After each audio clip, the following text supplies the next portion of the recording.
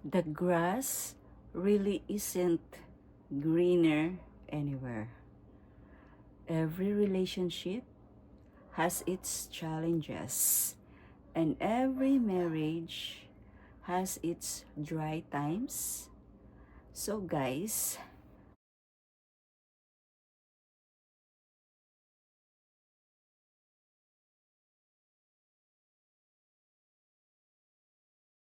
hi guys! Welcome back to my channel. Ayan, malapit na ang Valentine's Day. Happy Hearts Day sa inyo. Hearts Day. Ang topic natin ngayon is tungkol sa damo. Sabihin is, alam niyo bang ibig sabihin ng the grass is greener on the other side? Diba? Hindi natin alam, it's a fake. The grass is greener on the other side. Fake lang pala yun. So, ibig sabihin pala nun is, it is an envy or perception. Akala lang natin ganun eh. Ano lang pala yun, atin lang yung perception. So, ito yun guys. The grass is always greener on the other side. Is a proverb about envy and perception. We are so quick to see the negative in our own lot, so everything else looks better. So guys, marriage isn't easy, and that's a fact, di ba? And every relationship ay hindi pwedeng hindi magkaroon ng problema, kasi kasali na yan sa buhay. I'm not sure it's a matter of who we marry as much as it's who we are in the marriage. Kaya guys, kapag mayroong problema, hanggat maaari, atin itong ayusin at pag-usapan, di ba? Hindi yung kapag mayroong dry times ang inyong marriage, you will go to the wrong place na or maghahanap ka na ng greener on the other side. Diba? Kaya, kasi bawat relasyon, yun nga, may dry times, i-fix po natin, i-cultivate natin, at gawin uli nating okay ang ating relationship. Kasi ganyan talaga ang buhay. It's a part of our life. Minsan, akala natin nga yung mas maganda yung relasyon ng inyong nakikita. Kaya, ang iba, karamihan ay nag-cheat. Eto, most people cheat because they're paying more attention to what they're missing rather what they have. So, minsan, iniisip natin na sana ganito na lang yung asawa ko. Parang ganun. Kasi, di ba, nakikita natin ang iba na maganda yung kanilang pagsasama.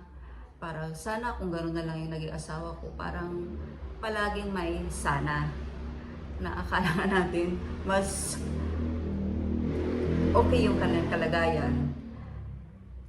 Kaya most people mess up, di ba? Something good by looking for something better just to end up with something worse. Na akala nila mas okay. Ba't hindi mo na lang ayusin ang inyong relasyon? Kasi, ayan, di ba? Halimbawa natin sa grass. Tuyot na. Talagang sa kabila nakita mo mas green. It's all about relationship ngayon na ating topic guys ha.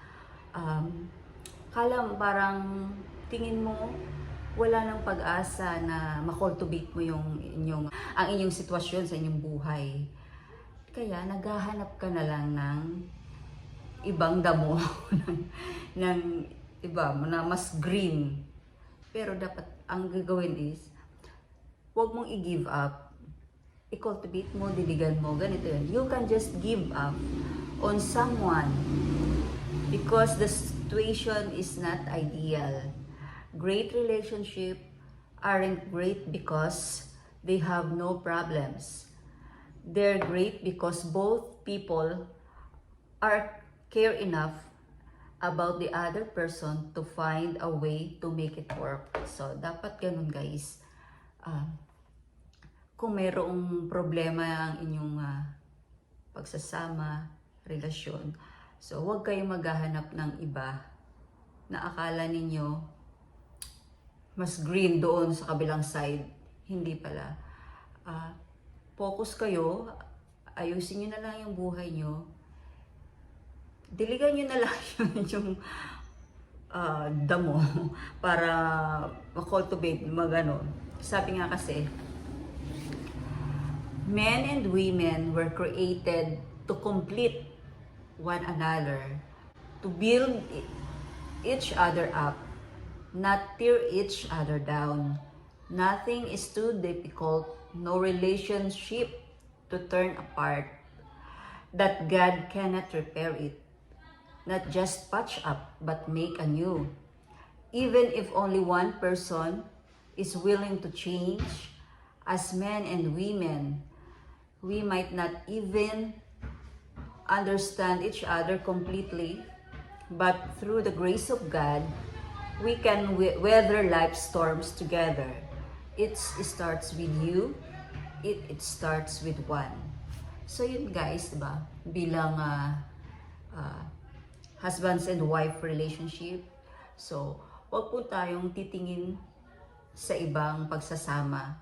Bagkus, so yun guys, hanggat maaari, pag-usapan, magpatawaran, and i-cultivate nyo para wala nang maghahanap ng mas berdeng damo sa kabilang damuhan. Okay guys?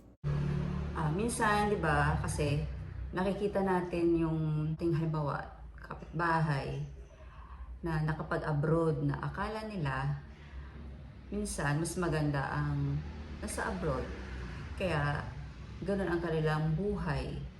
Kaya niisip nila siguro kung nakapag-abroad ako, baka mas maganda ang buhay ko, or nakapag-aral ako, baka mas maganda ang buhay ko. Kung doon ako nakatira sa ibang bansa, baka maganda ang buhay ko doon. Basta ang dami nating perception, 'di ba? Kasi nga lagi tayo nakatingin sa mas berdeng damo ng ibang tao. Hindi natin nakikita yung ating mga tanim na damo, yung ating kalagayan. So dapat, 'di ba? Sabi nga nila, kung mas nakikita mo, mas greener yung kanilang grass, anong dapat mong gawin sa iyong mga tanim na damo? Anong dapat gawin mo sa iyong buhay? Siyempre, di ba gagawin mo, ayusin mo yung damo, diligan mo, araw-araw, ayusin mo, or cultivate mo, parang gano'n sa buhay. Parang mag-focus mo yung goal sa buhay mo. Parang tingnan mo kung anong dapat pang gawin, kung ano pa bang kulang, kung bakit hindi nagiging green yung inyong grass, kung bakit hindi gumaganda ang inyong buhay, baka may kulang. Yun, di ba? Wag natin laging tingnan yung buhay ng ibang tao na akala mo mas okay yung buhay nila. Baka malay ko minsan fake lang pala, pakitang tao lang din. Kasi syempre nararamdaman nila, doon ka lang nakatingin sa kanila. Hindi mo alam, lubog rin pala sila sa utang. Kaya ganun. Hindi lahat na nakikita mo sa iba ay mas maganda ang kanilang kalagayan. It's not always greener on the other side. Sometimes it's fake. So yun guys, ang aking share ngayong it's all about relationship. It's not always greener on the other side. Kaya i-fix natin ang ating relationship. And kung nagustuhan niyo po yung aking topic today, please give it a thumbs up and subscribe na po sa mga hindi pa nakaka-subscribe. And don't forget, Jesus loves you. And thank you for watching. God bless everyone.